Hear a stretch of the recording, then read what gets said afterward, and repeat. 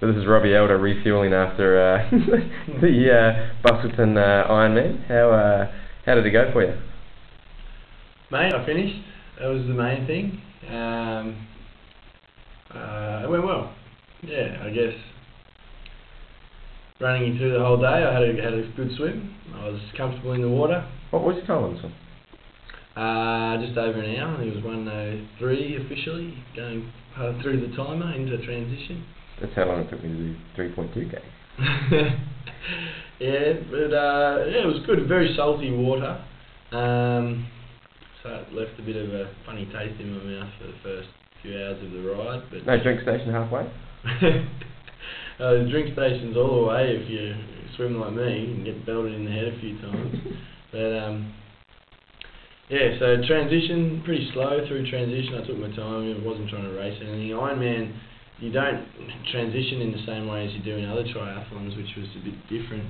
For me, you put everything in a bag. They give you they run you to your bag. They're not allowed to touch it. They point at it. You pick up your bag, run in the transition, take your stuff out, sit down, put it all on, run out. Is this one of these closed tent transition? Yeah, closed tent transition. Well, it's not really that close. The spectators can see everyone getting changed if they want. But were there many people getting changed into running gear between the bike and the run? There were. Yeah, there was a number of people getting changed into normal running gear and changing from. I think a lot of people wear long course nicks as well on the cycle, and then yeah. But coming from the Johnny Hill school of thought, he asked me the day before. He said, "What do you put in your bike bag?" He couldn't understand why anyone would have anything in their bike bag from the swim to bike transition, because it'd all be ready on your bike and you just run straight through and get on your bike and take off. Anyway, getting back to me. Johnny Hill, yeah, interesting man. Stayed with him for the whole week. Brilliant, had a great time. Anyway, bike leg. Started off just riding pretty steady. Probably went a bit too easy, I think, for most of the ride. The middle section of the ride, I kind of picked it up and was riding harder. And I don't know, although my heart rate was telling me that I was doing the right thing, I think I kind of felt like I shouldn't be going that hard, which is a bit weak, I guess. So I probably should have pushed a little bit harder and just stuck to my caps.